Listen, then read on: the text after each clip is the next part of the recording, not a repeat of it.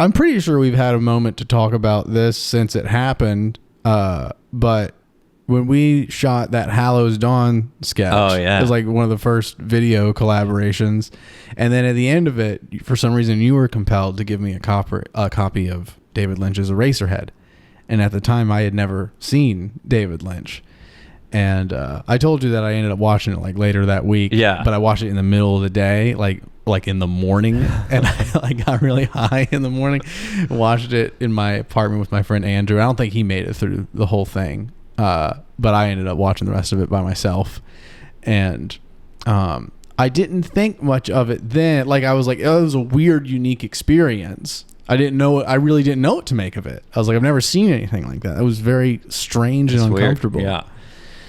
And it wasn't until like a year or so later when I had a creative writing professor, Mark Gaskill, recommend to me Mulholland Drive.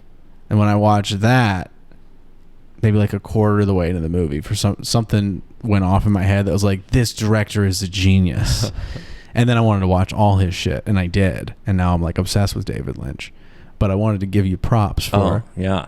No problem. I was at a time where I was just buying a bunch of like used DVDs in college because I was in film school. I don't remember what the place was called, but it was like near the Walmart. There was like, they had so many used DVDs, and I got that on Criterion Collection.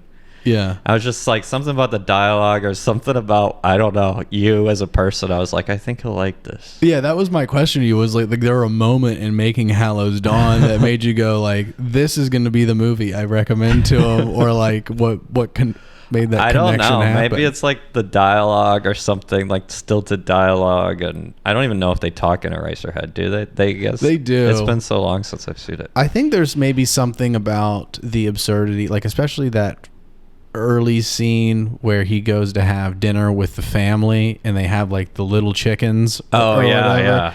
And then just random shit like the father standing up and like spreading his legs open, like, look at my knees, look at my knees.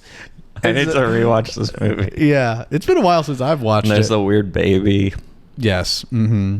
There was something strange. Like there's an absurd kind of humor to it that I think maybe. And it's folksy a little bit too. It's like, I don't know. David Lynch, he's great. Yeah. That he's just like, he could just be like a small town guy, but he's like, I had a dream that I was in a red room with a small person. Right. He's like, let's do it.